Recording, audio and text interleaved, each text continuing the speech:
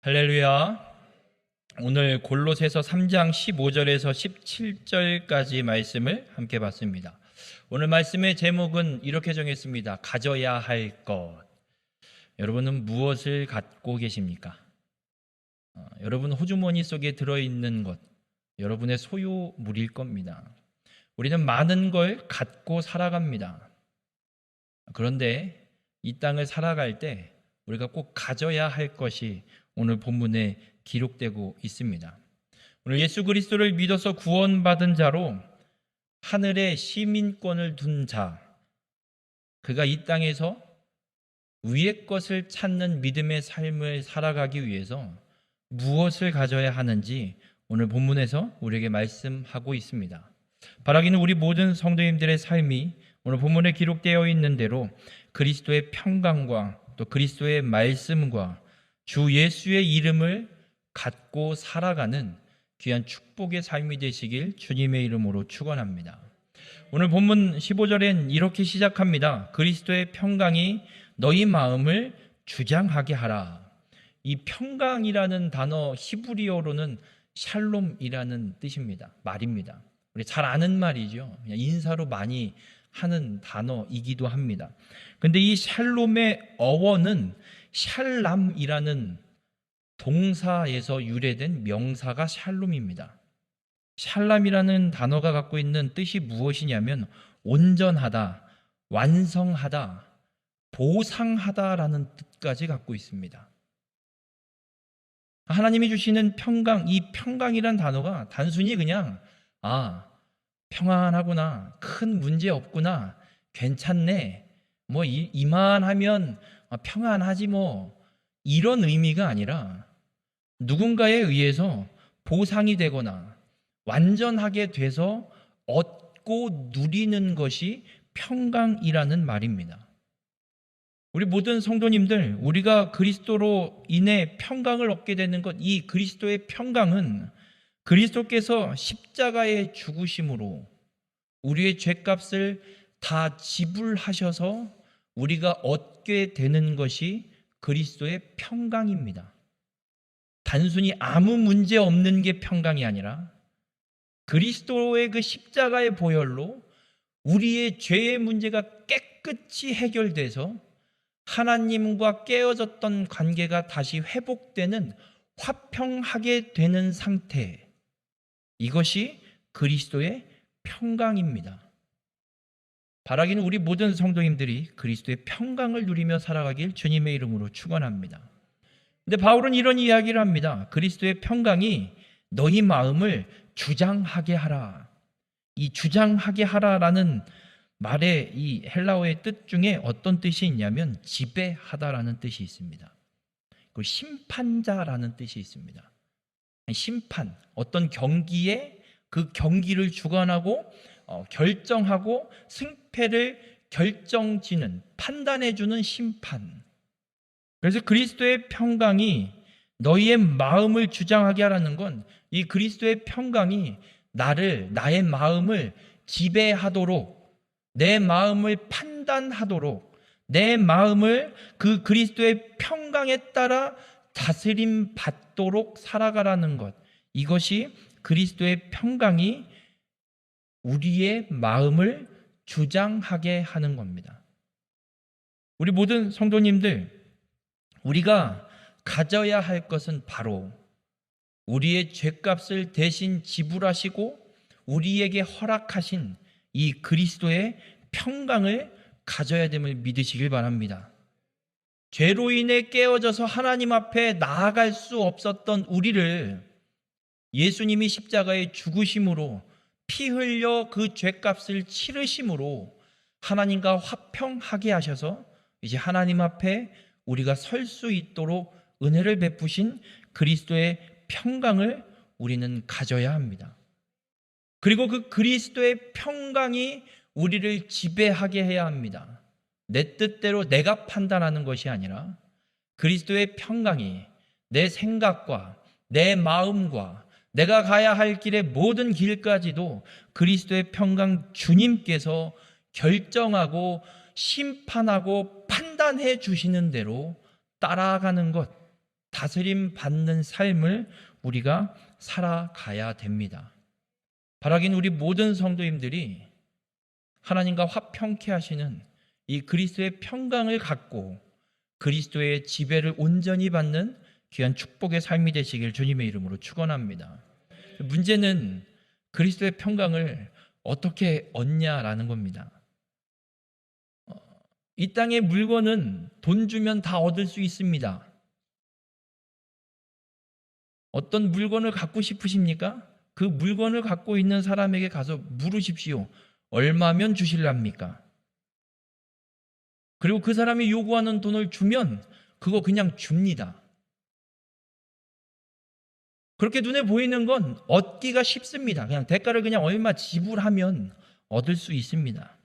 그런데 그리스도의 평강은 눈에 보이지가 않습니다. 하다못해 예수님께서 십자가에 못 박혀 죽으셨던 그 자리 아니면 그 십자가라도 만져서 그리스도의 평강을 얻을 수 있다면 가서 만지겠습니다. 대학원 시절에 예루살렘 성지순례를 갔던 적이 있었는데 어느 집 앞에 집 문 옆 벽에 움푹 패인 곳이 있어요. 그런데 그 가이드 하시는 목사님이 이야기하시니 저기를 다 한 번씩 손으로 만져보래요. 처음에는 동그랗게 그냥 구멍만 뚫려 있었답니다. 근데 언제부턴가 그 돌이 그 벽에 박혀있는 땡골한 돌이 구멍 뚫려 있는 그 돌이 예수님이 십자가를 지고 가시다가 넘어져서 일어날 때 짚고 일어났던 돌, 그 소문이 어떻게 났는지 그 뒤로 그 길을 지나가는 사람마다 그 구멍에 엄지손가락을 넣고 한 바퀴씩 돌리더랍니다. 그러더니 사진이 옆에 붙어 있어요. 정말 이렇게 평평한 돌에 구멍만 뚫려 있었거든요. 근데 제가 갔을 때는 구멍은 보이지 않고요. 이렇게 움푹 패여 있어요. 사람들이 그게 예수님이 만졌던 돌이라고 다들 그렇게 한 번씩 만지고 가서 수십만 명, 수백만 명이 만졌는지 움푹 파여버린 거예요. 차라리 그렇게 뭐라도 만지거나 혹은 뭐라도 가서 밟아서 그리스도의 평강을 얻을 수 있다 그러면 얼마나 좋겠습니까? 그냥 가서 그렇게 하면 되겠는데 성경 어디에도 그렇게 그리스도의 평강을 얻었다라는 말씀은 없습니다. 그리스도의 평강이 선언된 한 장면이 있습니다. 제자들이 예수님과 함께 배를 타고 갈릴리 호수를 건너는데 예수님은 배에 누워 주무십니다. 근데 바다에 바람이 일었습니다. 난리가 났습니다. 배가 뒤집어질 것 같습니다. 이때 제자들이 예수님한테 와갖고 예수님을 흔들어 깨웁니다. 예수님 지금 잠잘 때가 아니에요. 배 뒤집혀서 우리 다 죽게 생겼어요. 이거 좀 어떻게 좀 해줘 보세요. 지금 잠만 자지 말고 빨랑 좀 일어나서 이거 좀 어떻게 좀 해주세요, 예수님. 제자들이 흔들어 깨우니까 예수님이 일어나셔서 바다와 바람을 꾸짖어 잔잔케 하십니다. 제자들은 주무시는 예수님을 흔들어 깨워 바다와 바람이 잔잔케 되는 평강을 한번 누렸습니다. 또 하나의 사건이 있습니다. 예수님께서 십자가에 죽으시고 부활하시고 나서 제자들을 찾아오십니다. 근데 그 자리에 도마가 없었습니다. 도마가 빠진 나머지 제자들이 모여 있는데 예수님께서 찾아오셔서 이렇게 말씀합니다. 요한복음 20장 19절에 제자들이 유대인들을 두려워하여 모인 곳에 문들을 닫았더니 예수께서 오사 가운데 서서 이르시되 너희에게 평강이 있을지어다. 예수님이 십자가에 못 박혀 죽으시고 나서 부활하셨습니다. 제자들은 두렵습니다. 유대인들한테 우리마저도 잡혀서 또 죽임당하는 거 아닐까? 우리에게 또 어떤 해코지가 있진 않을까? 그래서 문을 꼭 걸어 잠그고 모여 있었는데 예수님께서 부활하신 예수님께서 오셔서 어디에 서시냐? 제자들 가운데 서서 이렇게 말씀합니다. 너희에게 평강이 있을지어다. 이땐 도마가 없었습니다. 그래서 이 예수님, 부활하신 예수님을 만난 제자들이 도마를 만나서 이야기합니다. 도마야, 너 어제 어디 갔었어? 예수님이 부활하셔서 우리를 찾아오셨다. 도마는 이렇게 이야기합니다. 내가 직접 보기 전엔 난 절대 못 믿어. 도마는 의심, 아니 지 눈으로 확인하기 전까지는 안 믿겠다 이야기합니다. 그런데 도마의 한편으로 또 드는 생각은 이런 생각이 듭니다. 왜 10명 모였을 때 오셔갖고 나만 못 보고 못 만나게 소외감도 있었을 것 같습니다. 내가 예수님한테 뭐 잘못했나 생전에? 왜 나만 빠져 있을 때 예수님 찾아오셨지? 나 있을 때 같이 오시면 안 되나? 이런 소외감도 있었을 것 같습니다. 도마가 그렇게 제자들의 이야기를 듣고도 아니, 내 눈으로 직접 보기 전에는, 내 손으로 직접 만져보기 전에는 못 믿겠어. 그래서 요한복음 20장 26절에 여드레가 지나서 일주일 뒤에 제자들이 다시 집안에 있을 때에 도마도 함께 있고 문들이 닫혔는데 예수께서 오사 가운데 서서 이르시되 너희에게 평강이 있을지어다. 이제 도마가 함께 있을 때 예수님이 같이 제자들이 있는데 또 찾아오십니다. 이때도 예수님이 가운데 서서 말씀합니다. 너희에게 평강이 있을지어다. 한번 여쭤보겠습니다. 부활하신 예수님을 만나서 너희에게 평강이 있을지어다라는 이 선언을 들은 제자들 그리고 도마, 예수님의 이 평강을 얻기 위해서 무엇을 했습니까? 아무것도 안 했습니다. 특히 도마는 내 눈으로 보기 전엔 절대 못 믿어. 안 믿어. 이랬던 도마에게 예수님 다시 안 찾아오셔도 되거든요. 다시 찾아오십니다. 여러분, 우리가 주님 앞에 나갈 힘조차 없을 때, 아니 아무것도 할 수 없을 정도의 고난과 역경과 고통 가운데 빠져 있을 때 주님이 우리를 찾아오심을 믿으시길 바랍니다. 우리가 주님을 찾지도 못할 정도로 힘들고 그 어려움에 빠져 있을 때 주님이 우리를 먼저 찾아오십니다. 그리스도의 평강을 얻는 길은 무엇을 하는 것이 아니라 그렇게 주님이 나를 먼저 찾아오시고 나와 함께 하고 계심을 믿는 겁니다. 제자들이 풍랑이는 바다에서 예수님을 흔들어 깨웠습니다. 왜 흔들어 깨웠습니까? 옆에 계시니까. 예수님이 우리와 함께하고 계시니까 이 풍랑 예수님이면 어떻게 하실 수 있을 거야? 함께하고 계시니까 예수님께 깨워서 잔잔케 해달라고. 우리 모든 성도님들, 우리가 그리스도의 평강을 소유하는 길, 그리스도의 평강을 가질 수 있는 길, 주님이 나와 함께 하심을 믿고 깨닫는 것입니다. 바라기는 우리 모든 성도님들, 눈에 보이지 않아도 예수님은 우리와 함께 하심을 믿으시길 바랍니다. 아니, 주님이 먼저 우리를 찾아오심을 믿으시길 바랍니다. 먼저 우리를 찾아오셔서 우리와 영원히 함께 하심을 믿으시길 바랍니다. 그래서 그리스도의 평강이 여러분을 다스리는 축복의 삶이 되시길 주님의 이름으로 축원합니다.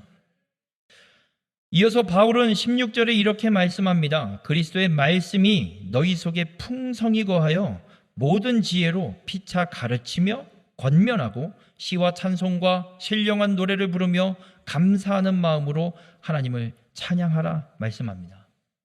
우리는 그리스도의 말씀을 가져야 됩니다. 세상의 말을 갖는 것이 아닙니다. 그리스도의 말씀을 가져야 합니다. 그리스도의 말씀은 곧 하나님 말씀입니다. 그리스도 예수님은 이 땅에서 사역을 감당하실 때 하나님께 묻고 하나님이 들려주시고 보여주시는 대로 말씀하셨습니다. 자의로, 예수님의 자의로 말씀하시지 않고 하나님의 뜻대로 하나님이 가르치시고 말씀하시는 대로 예수님은 선포하셨고 그 말씀이 우리가 보고 있는 성경에 기록되어 있습니다.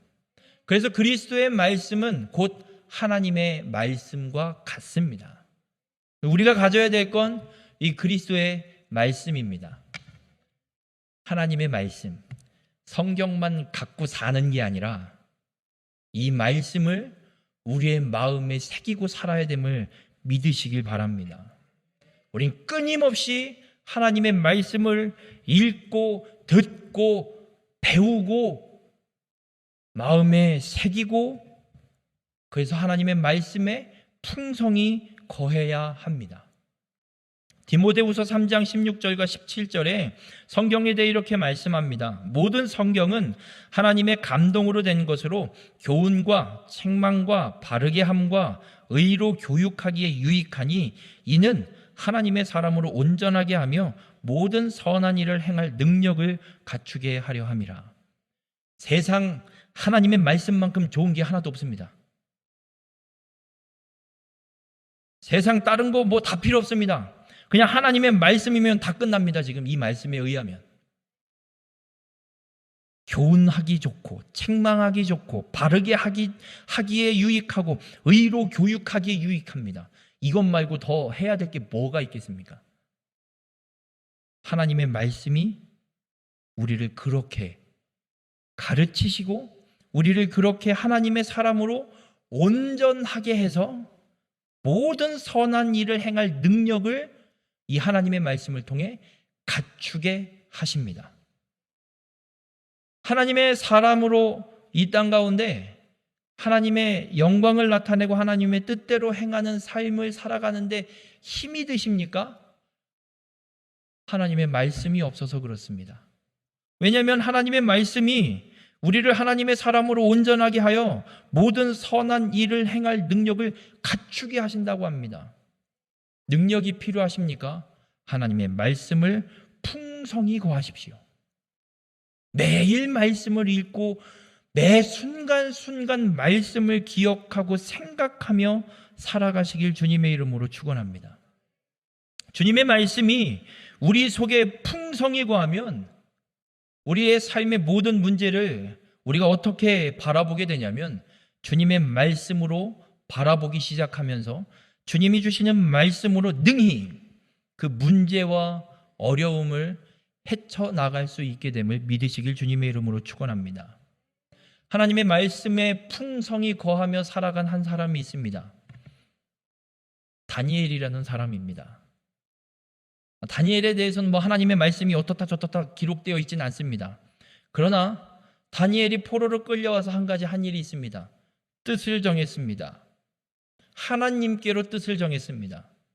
도대체 다니엘이 뭘 보고 하나님 앞에 뜻을 정했겠습니까? 다니엘이 포로로 끌려올 때의 유다 상황은 끊임없는 우상 숭배,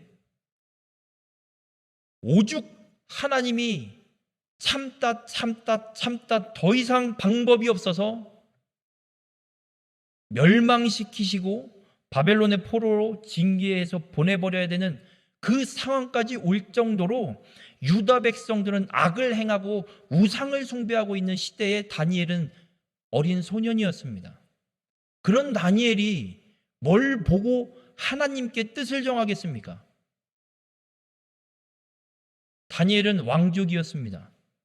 왜냐하면 느부갓네살 왕이 1차로 포로로 끌고 간 건 왕가 중에 똘똘한 사람들, 잘 교육시켜서 뭔가 잘 활용할 수 있을 만한 좀 괜찮은 애들, 그런 애들만 골라서 잡아갔습니다. 왕족이었던 다니엘이기 때문에 다니엘은 율법책을 접할 수 있는 기회가 있었습니다. 그러니 포로로 끌려가서도 예레미야 선지자의 글을 다니엘이 읽을 수 있었던 이유가 여기에 있습니다. 다니엘은 그렇게 하나님의 말씀에 풍성히 거하고 그 말씀으로 살아가는 자이기 때문에 포로로 끌려가서 뜻을 정했습니다. 왕이 특별히 교육시키는 그 훈련 프로그램에 다니엘이 참여하게 돼서 왕이 주는 산의 진미의 음식을 먹어야 되는데 다니엘은 뜻을 정해서 먹지 않기로 황관장에게, 관리하는 사람에게 이야기합니다. 그때 하나님이 다니엘에게 어떤 은혜를 베푸시냐? 황관장에게 은혜와 긍휼을 얻게 하십니다. 쉽게 이야기하면 이겁니다. 포로로 끌려온 놈을 관리하는 관리자인데 말 안 들으면 두드려 패도 됩니다. 그런데 하나님이 다니엘에게 은혜를 베푸셔서 이 황관장이 괜히 얘는 그냥 잘해주고 싶은 겁니다. 딴 노예들이 그렇게 덤비면 그냥 확 조용히 안 해? 시킨 대로 해 이 자식들아, 이럴 건데 다니엘이 얘기하면 괜히 얘는 좀 도와줘야 될 것 같은데 라는 생각을 하나님이 갖게 하십니다. 그래서 황관장에게 이야기합니다. 황관장님, 저희는 이거 안 먹겠습니다. 물과 채식을 주십시오. 그랬더니 황관장이 이야기합니다. 야, 왕의 어명이야. 그렇게 줬다가 니네 얼굴이 피골이 아주 그냥 상접해서 왕 앞에 세워놓으면 내 목이 떨어져. 여러분 그냥 먹어 이래도 되거든요. 근데 황관장이 야, 그랬단 내 가지고 좀 나 좀 봐주면 안 되겠니? 그래서 다니엘이 이야기합니다. 열흘 동안 테스트 해보시죠. 오, 그래, 그거 괜찮겠네. 뭔 테스트입니까? 지금 황관장이 정신이 있는 겁니까? 지금 그냥 묵살하고 먹어 이러고 그냥 가도 상관없습니다. 다니엘이 하나님의 말씀 가운데 뜻을 정하고 그 상황 속에서 이야기하니 하나님이 은혜를 베푸셔서 그 모든 상황 속에 자신의 몸을 더럽히지 않도록 하나님께서 그 모든 상황들을 간섭하시고 이루어 가시는 걸 보게 됩니다. 결과가 어떻게 되는 줄 아십니까? 3년 뒤에 왕 앞에 테스트를 거치는데 다니엘 1장 20절에 이렇게 기록합니다. 왕이 그들에게 모든 일을 묻는 중에 그 지혜와 총명이 온 나라 박수와 술객보다 다니엘과 그 세 친구가 10배나 나은 줄 아니라. 여러분 이건 같이 교육받은 사람들과 비교한 게 아니고요. 바벨론의 술객과 점치는 자들, 온 나라의 박수들, 그 바벨론 제국의 모든 나라에 용하다고 하는 점쟁이들 다 모아놓고 다니엘과 세 친구, 이 어린 소년들과 비교한 겁니다. 그렇게 용하다고 하는 사람들보다 10배나 더 다니엘과 이 친구들이 더 총명하고 지혜가 있다, 왕이 인정합니다. 하나님이 베푸신 은혜입니다. 우리 모든 성도님들, 하나님의 말씀을 갖고 하나님의 말씀에 풍성히 거하며 살아가는 자를 하나님은 그냥 내버려 두지 않으십니다. 하나님의 말씀대로 살아가려고 하는데 마귀가 방해합니다. 다니엘과 같이 왕의 어명과 함께 왕의 음식을 먹을 수밖에 없는, 이 왕의 음식을 먹는 걸 왜 다니엘이 거부하냐면 바벨론의 왕은 신으로 비유가 되고 신으로 칭합니다. 그래서 왕이 먹는 산의 진미는 곧 그 바벨론의 신을 섬긴 음식, 우상을 섬긴 음식이기 때문에 부정한 음식입니다. 그래서 다니엘이 거부하는 거예요. 그런 상황에 하나님이 내버려 두지 않고 하나님이 찾아오셔서 간섭하십니다. 여러분 간섭받기 좋으세요? 싫으세요? 간섭받는 거 되게 싫어합니다. 저희 두 딸이 이제 좀 컸다고요. 댐비입니다. 이제 아빠는 왜 나한테만 그래? 간섭하지 마, 막 이래요. 여러분 하나님의 말씀에 풍성히 거하는 자는 하나님이 간섭하십니다. 하나님이 책임지십니다. 그것으로 끝나지 않고 하나님을 알지도 못하는 사람들, 하나님이 간섭하심을 믿지 않는 다른 사람들에게조차 저 사람은 하나님이 함께하는 사람이 맞네, 하나님이 저 사람을 책임지시는 게 맞네라고 보여지고 확인할 수 있을 정도로 하나님이 간섭하시고 일하시는 것을 보여주시는 통로로 삼으심을 믿으시길 바랍니다. 노예로 팔려간 요셉, 여호와께서 함께 하심으로 그가 범사에 형통하니 보디발이 봐도 그의 하나님이 그와 함께 하심을 보디발이 본다. 성경은 분명하게 말씀합니다. 우리 모든 성도님들, 그리스도의 말씀을 가지시고 그리스도의 말씀에 풍성히 거하심으로 하나님의 간섭하시는 역사가 일어나길 주님의 이름으로 축원합니다. 그것으로 끝나는 것이 아니라 하나님이 간섭하심으로 여러분의 삶을 통해 하나님이 온전히 나타나고 증거되는 귀한 축복의 통로가 되시길 주님의 이름으로 축원합니다. 그리스도의 말씀이 풍성히 거함으로 하나님께서 간섭하셔서 허락하시는 지혜와 총명이 세상 그 누구보다도 10배나 더 나은 귀한 축복의 삶이 되시길 주님의 이름으로 축원합니다. 또 본문 17절에 바울은 이렇게 이야기합니다. 또 무엇을 하든지 말에나 일에나 다 주 예수의 이름으로 하고 그를 힘입어 하나님 아버지께 감사하라 말씀합니다. 무엇을 하든 말을 하든 일을 하든 예수의 이름으로 하라 말씀하고 있습니다. 여러분, 이 예수의 이름으로 무엇을 하든지 예수의 이름으로 하라는 말씀은 주권을 예수님께 드리라는 이야기입니다. 예수님께서 원하시는 것이 무엇인지를 묻고, 하나님 이 일을 내가 할까요 말까요 묻고, 하나님 이 말을 내가 할까요 말까요 예수님께 묻고 주님의 뜻대로 행하는 것이 주권을 주님께 드리는 것이고 예수님의 이름으로 말하고 일하는 것입니다.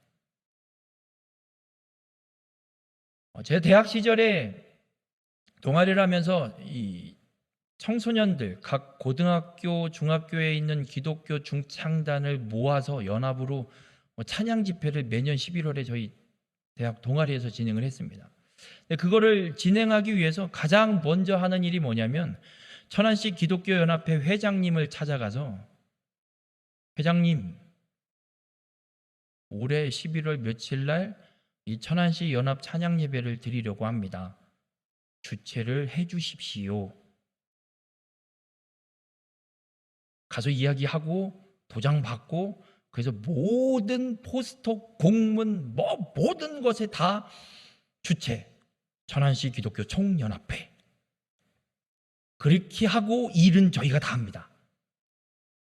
제가 2001년 회장을 맡고 기획을 하면서 그 회장님이, 총연합회 회장님이 바뀌셔갖고 그 주최를 받으려고 일주일을 그 목사님을 찾아다니는데, 하여튼간 예배 때마다 찾아가도 안 만나 주십니다. 그래갖고 선배 형이랑 둘이 새벽 예배를 일주일 동안 갔습니다. 그랬더니 도장 찍어 주시더라고요. 그리고서는 천안시 기독교연합회 주최 봐갖고 돌렸습니다. 교회를 찾아가도 이야기하기 편합니다. 천안시 기독교 총연합에서 주최하는 천안시 연합 찬양 예배에 학생부 아이들, 청년 아이들, 중고등부 아이들을 보내주십시오. 홍보해 주십시오. 이날 드립니다. 많이 참석해 주십시오. 뭐라고 이야기 안 하십니다. 그래? 알았어요. 수고 많으시네요. 단국대학교라고 뭐 얘기할 것도 없고요. 얼마나 편하든지요. 일은 저희가 하지만 이름은 천안시 기독교 총연합회 주최. 이 일은 천안시 기독교 총연합회에서 하는 일입니다.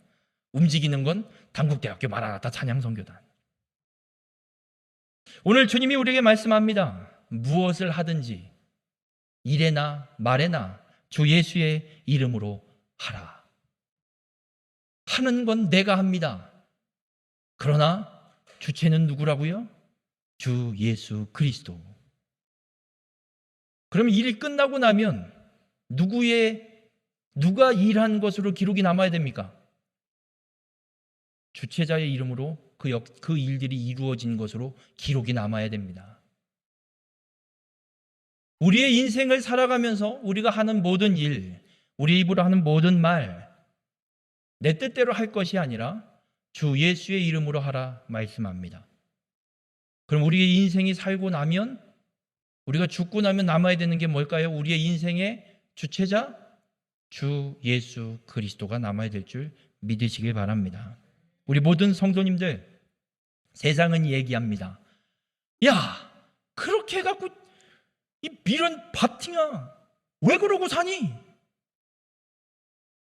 그렇게 할지라도 우리는 주 예수 그리스도의 이름으로 행하기에 세상이 아무리 비난하고 손가락질해도 주님의 뜻이 그렇다면 그렇게 해야 되는 줄 믿으시길 바랍니다. 그래서 우리 모든 성도님들의 삶이 세상의 방법을 버리고 주님의 방법대로 주 예수 그리스도의 이름으로 그 모든 일들을 행하는 귀한 믿음의 삶이 되시길 주님의 이름으로 축원합니다. 무엇을 하든지 주 예수 그리스도의 이름으로 하십시오. 끝까지, 죽을 때까지 예수님의 이름을 붙들고 살아가시길 바랍니다. 요한복음 14장 13절에 예수님이 이런 말씀을 합니다. 너희가 내 이름으로 무엇을 구하든지 내가 행하리니 이는 아버지로 하여금 아들로 말미암아 영광을 받으시게 하려 함이라. 여러분, 우리가 예수님의 이름으로 무엇을 구하든지 예수님이 행하신다 말씀합니다. 우리가 예수님의 이름으로 무엇이든지 구해야 하는 것, 주님의 이름으로 내 삶의 모든 일들을 행하려고 합니다. 내 욕심이 아니라 주님의 말씀과 주님의 뜻대로 예수 그리스도를 주체자로 삼고 내 인생을 살아가려고 합니다. 하나님, 잘 살아내게 해주십시오. 예수님의 이름으로 기도하시면 예수님이 행하시는 줄 믿으시길 바랍니다. 내 욕심으로 하려고, 내 계획과 내 생각과 내 뜻대로 하려고 예수님, 나 요렇게 하려고 하거든요. 그래서 저 땅을 샀거든요. 저 땅 3배로 튀겨야 됩니다. 안 튀겨주시면 예수님 미워할 거예요. 라고 기도하니까 안 되는 거예요. 우리 기도의 습관을 바꿔야 됩니다. 일단 저질러 놓고, 터뜨려 놓고, 아이고 하나님 이거 어떡합니까? 해결해 주셔야 됩니다. 이 기도의 습관을 버리고 하나님, 예수님의 이름으로 제 삶을 살아가야 되는데 이 일이 주님의 뜻입니까? 아닙니까? 먼저 묻는 기도를 하는 습관을 들이시길 바랍니다. 무조건 저질러 놓고 뒷수습은 뭐 어떻게 되겠지 뭐.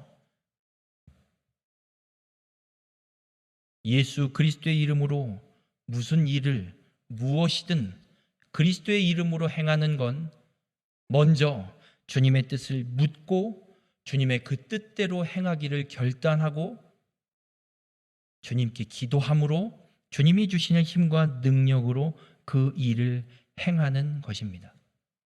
그렇게 우리가 예수 그리스도의 이름으로 행할 때 어떤 역사가 펼쳐지느냐? 하나님께서 영광을 받으시게 되는 줄 믿으시길 바랍니다. 빌립보서 2장 11절에 이런 말씀이 있습니다. 모든 입으로 예수 그리스도를 주라 시인하여 하나님 아버지께 영광을 돌리게 하셨느니라.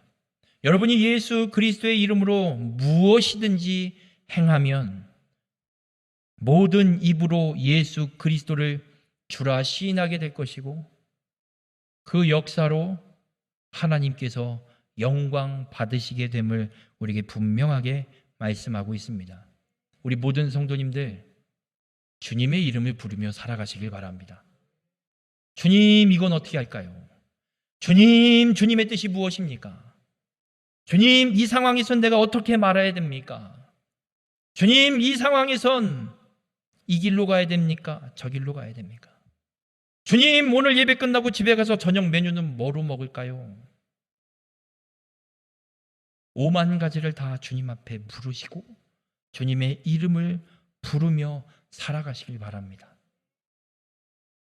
우리 모든 성도님들의 삶이 그렇게 예수 그리스도의 이름을 부르는 자가 되어서, 가진 자가 되어서 오직 하나님께만 영광 돌리는 귀한 축복의 삶이 되시길 주님의 이름으로 축원합니다. 하늘의 시민권을 가진 자로 위의 것을 찾는 자가 가져야 할 것이 있습니다. 바로 우리를 먼저 찾아오시는 그리스도의 평강이 우리의 삶을 다스리는 것입니다.